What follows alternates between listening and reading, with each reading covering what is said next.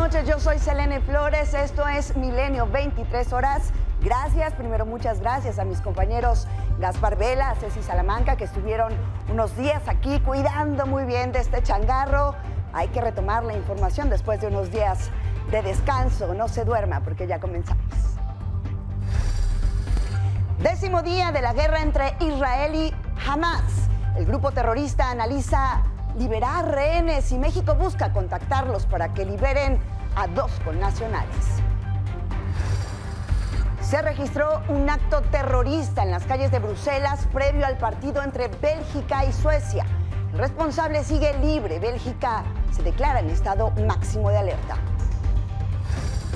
Madres buscadoras descubren un horno crematorio clandestino utilizado por el crimen organizado para desaparecer cuerpos. En al menos 8 estados del país, trabajadores del Poder Judicial salen a protestar contra la extinción de 13 fideicomisos. Amagan con paro nacional.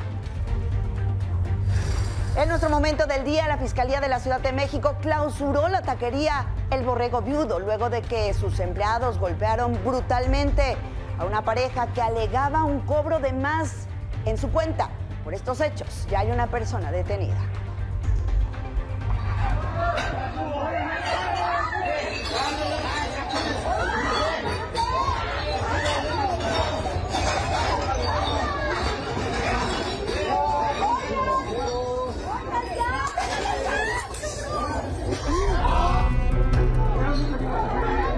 Meseros montaneros y aparte careros. Aquí está el video, aquí está el video. Aquí está el video, aquí está el video, aquí está el video.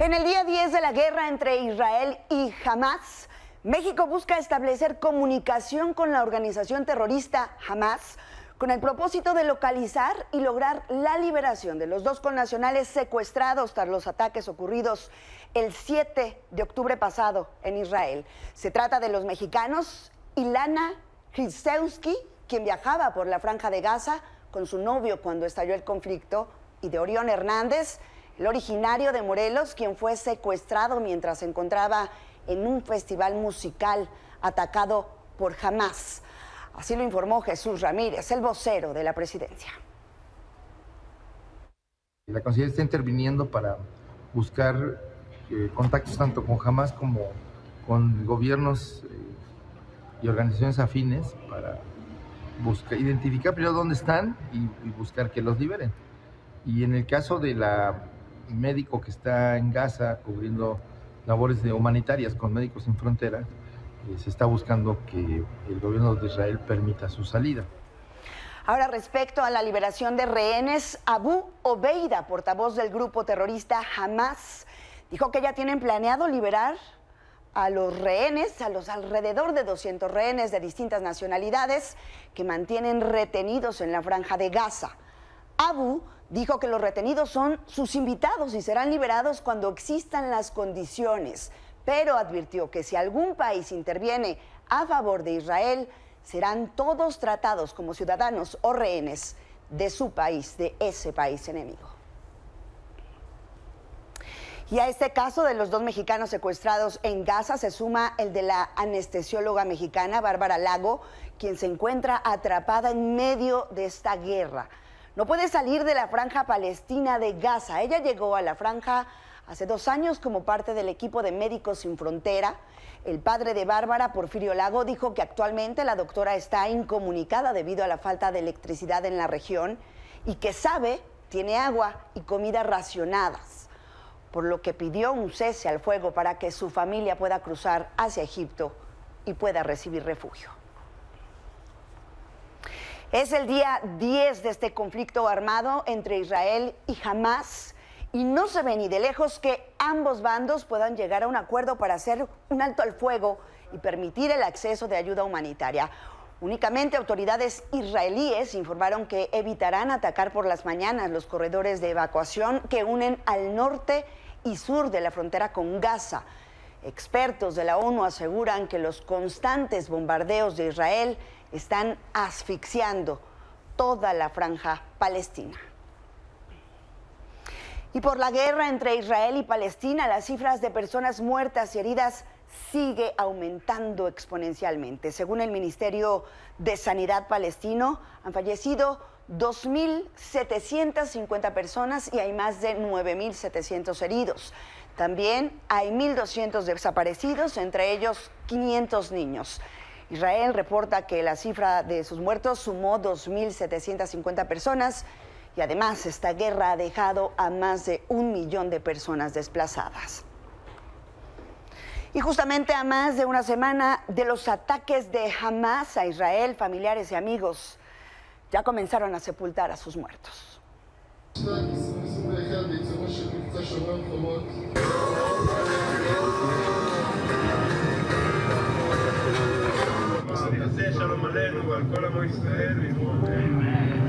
מה אי אפשר לעשות?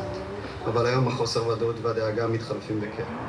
בסך הכל כאילו מצב לא טוב, אין מה לעשות.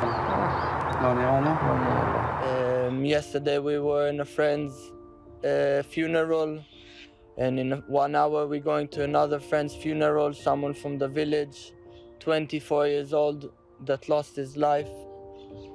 Sharon Gordani came to enjoy with his friends, and he will not be in any more party again, and neither of us. All of Israel is going through a very heavy trauma. ואני תיארנו עם הטוסטוס במושב כמו תמיד. התקשרתי, אני לא יודע מאיפה להדליק.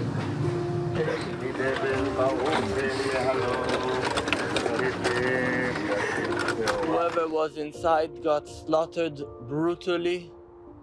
Stuff that you hear in the Holocaust. They came there only to torture the people. The terrorists slaughtered the police outside. They slaughtered the kids inside with machine guns, with grenades, with whatever they could. They went shelter after shelter and killed, murdered everybody. Bueno, y siguiendo con este conflicto, Egipto declaró que Israel no ha cooperado con la entrega de ayuda humanitaria en la región y ha causado que toneladas de suministros de ayuda queden atorados en el paso fronterizo de Rafah. La Organización Mundial de la Salud advirtió que esta situación causará que Gaza enfrente una inminente crisis de salud pública, pues además la zona se está quedando sin agua. Médicos y trabajadores de la salud dicen que los heridos en los hospitales de la Franja de Gaza podrían perder la vida en caso de quedarse sin suministros básicos para su atención. Y el presidente de Estados Unidos, Joe Biden, visitará Israel el próximo miércoles, así lo anunció el secretario de Estado, Antony Blinken. El objetivo de esta visita será proponer un plan de ayuda humanitaria dirigido a la población de Gaza. Por cierto, Blinken volvió a visitar Israel para reunirse con el primer ministro y el presidente israelí Isaac Herzog para discutir sobre este conflicto. Miren, los efectos de esta guerra desgraciadamente resuenan en otras partes del mundo. En Chicago ocurrió un crimen de odio debido al conflicto entre Israel y Hamas. Al grito de "los musulmanes deben morir", un hombre de Illinois asesinó a un niño musulmán de 6 años, lo apuñaló en 26 ocasiones. La madre del menor resultó lesionada, el sujeto fue detenido y hoy se realizó el funeral del pequeño. I'd love to say he's accountable, but he's not. I think our president needs to come out and say something. Our officials needs to come out and say something. We're not in war. The war is overseas. You want war? It's overseas. It's not our war. It's not United States war. And we're gathering here to say we need to save our kids. I'm not just saying about Palestinians. I'm saying about our kids. We need to save them. casahuava.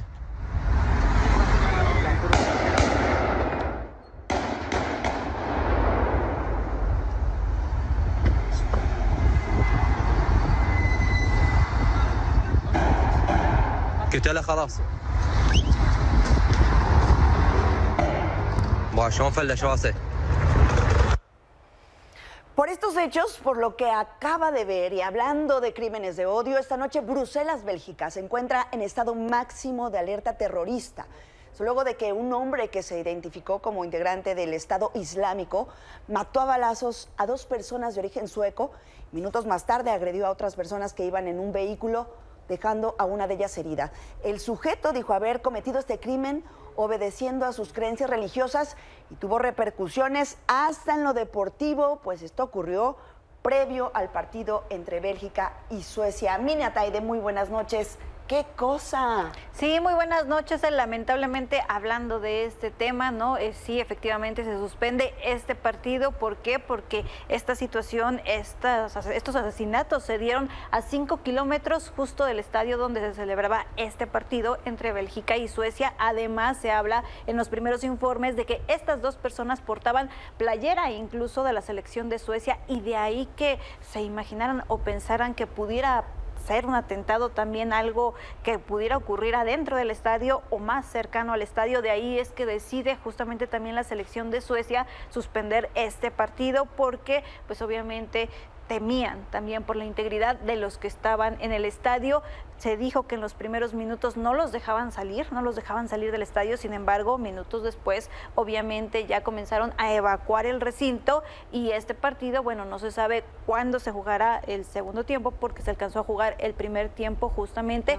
Pero tristemente, Cel, pues seguimos hablando de estas noticias, que al final el partido resulta ser lo menos importante. La selección de Suecia salió inmediatamente al aeropuerto, custodiada obviamente por personas de seguridad, para obviamente regresar a su país. Pero tristemente hablamos de esto, que te digo, alcanza el deporte, sí, pero que es lo menos importante. Incluso, bueno, se habla de que también hubo video en vivo, ¿no?, de Facebook de esta persona que pues obviamente corroboró que pertenecía al Estado Islámico, y que pues al final gritaba en este atentado y en estos videos que están circulando en redes sociales, que era parte de este Estado Islámico. Veremos qué ocurre en el tema deportivo, pero por lo pronto, pues bueno, la violencia alcanza este encuentro, que era, por cierto, parte de las eliminatorias rumbo a la Eurocopa 2024.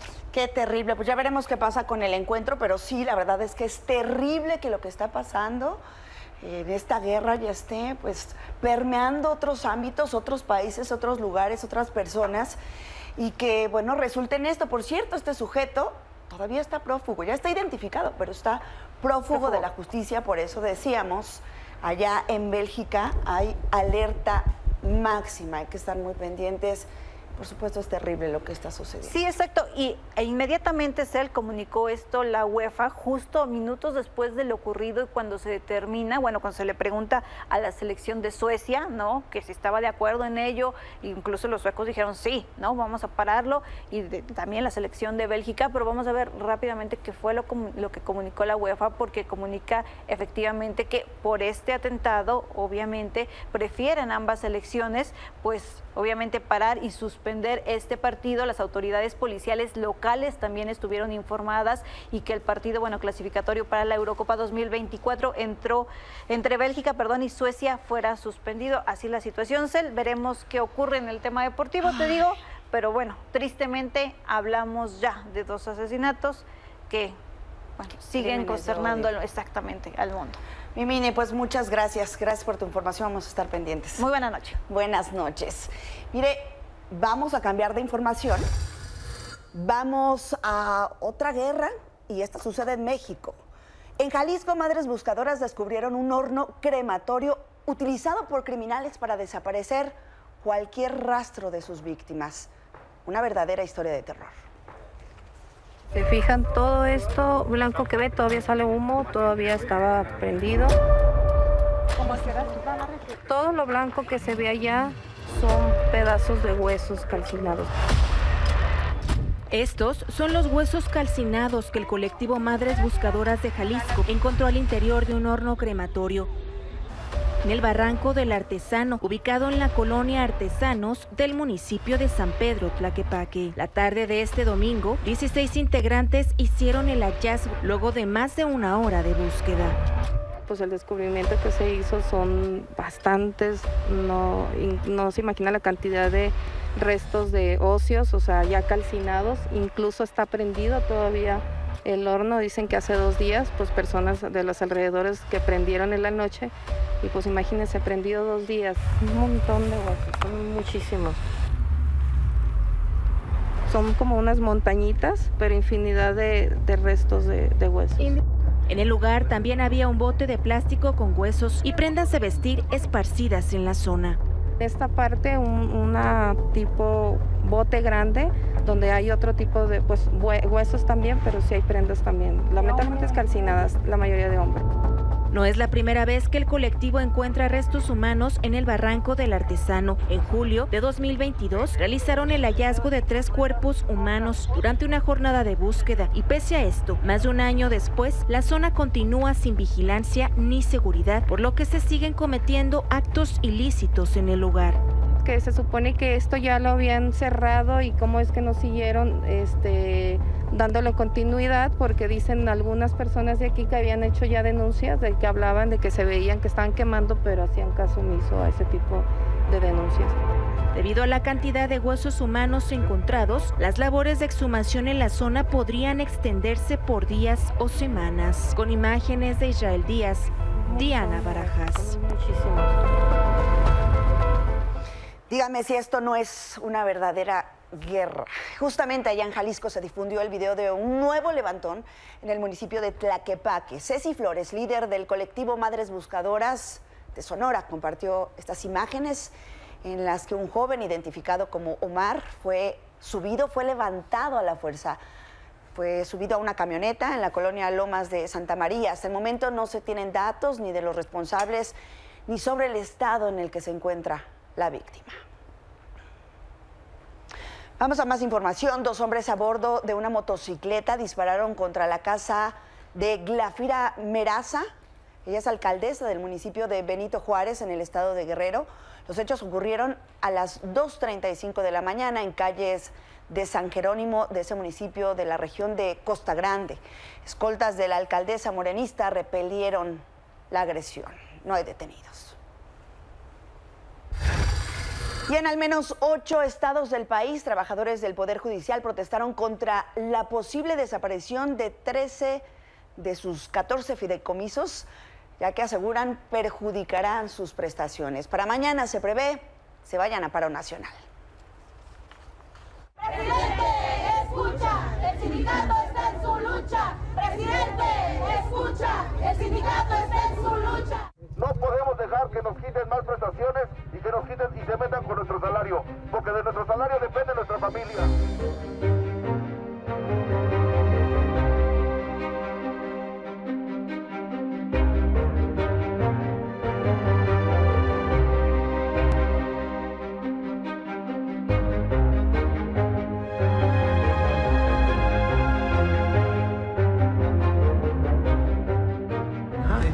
No solamente son los fideicomisos, porque en los fideicomisos como trabajadores hacemos aportaciones y todo es transparente.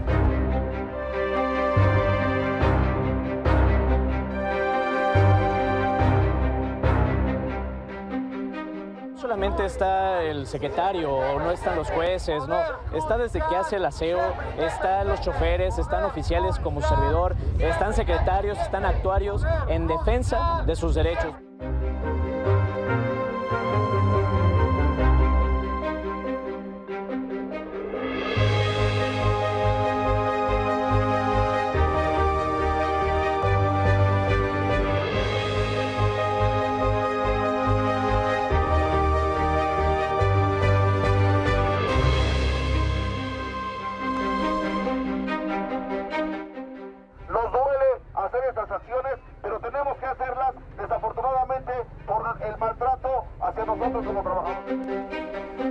Con esta información hacemos una pausa, pero no se vaya. Información de el INE. Ahí les pone la mano a las candidatas aspirantes presidenciales. Regresamos.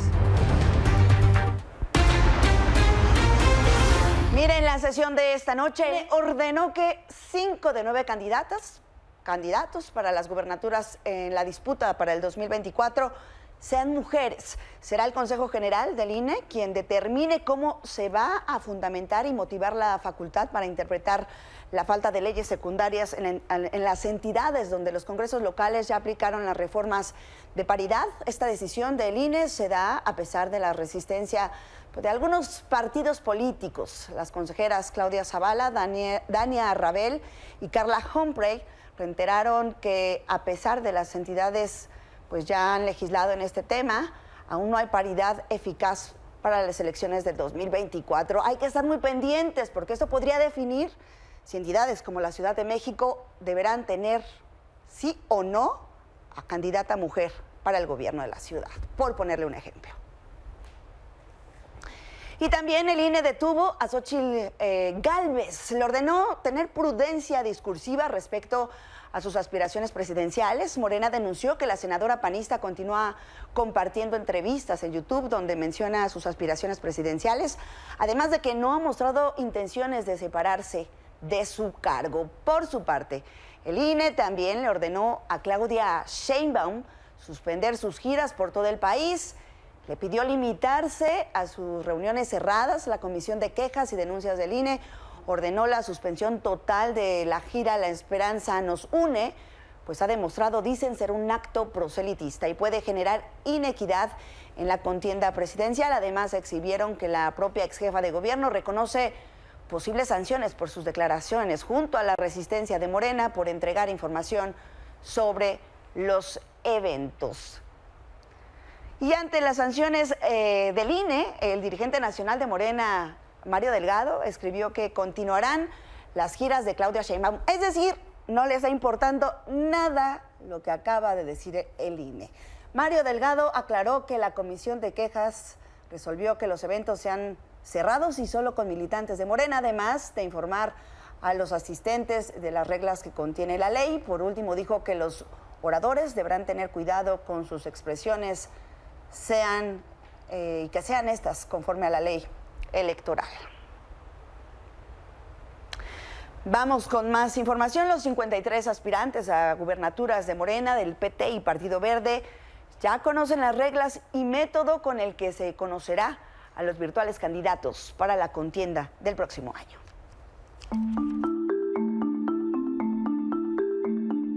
Las dirigencias de Morena y los partidos del Trabajo y Verde Ecologista, así como la coordinadora de la 4T, Claudia Sheinbaum, pusieron las reglas a quienes buscan las candidaturas para la jefatura de gobierno de la Ciudad de México y las 8 gubernaturas que se disputarán el año entrante junto con la presidencia.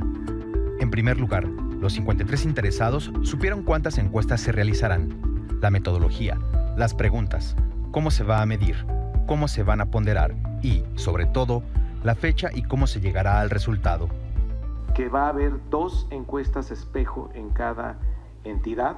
Son empresas de reconocido prestigio que se van a contratar y cuando se den a conocer los resultados el 30 de octubre, se va a dar a conocer por parte de las empresas y la encuesta de Morena, para que haya transparencia, para que haya mucha certeza del resultado, de que es la gente, exclusivamente la gente, la que va a tomar la decisión.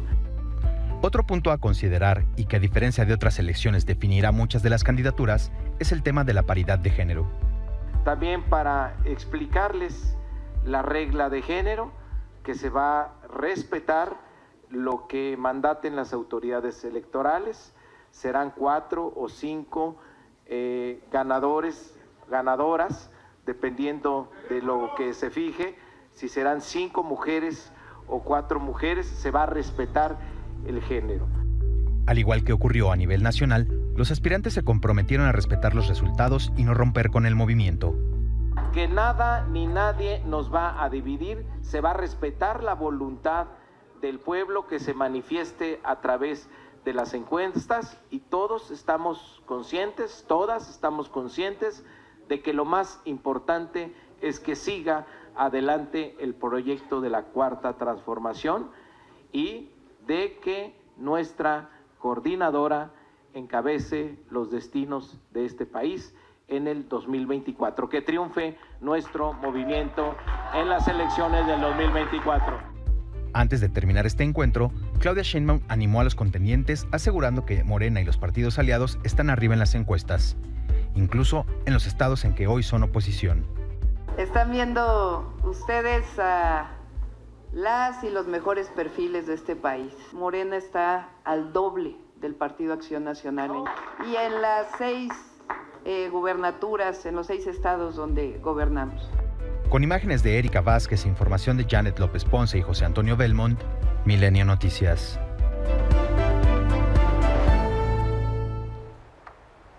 Con esta información nos despedimos. Gracias, muchísimas gracias por su sintonía esta noche. Si la vida lo permite, nos vemos en este espacio mañana. Descansen.